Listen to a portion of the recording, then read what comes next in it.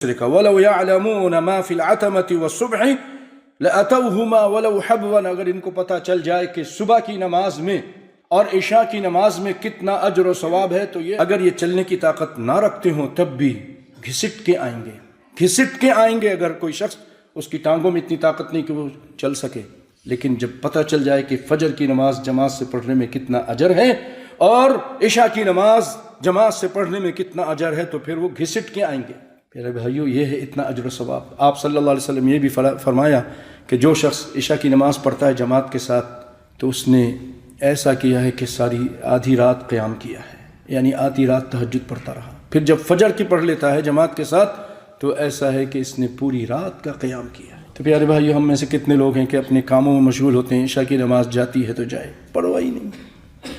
ہاں، 10 دینار کا نقصان ہو جائے تو میرا اوور ٹائم کم کر دیا، یہی زیادہ کرو۔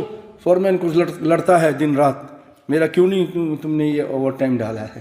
1 دینار 7 روپے، 8 روپے کے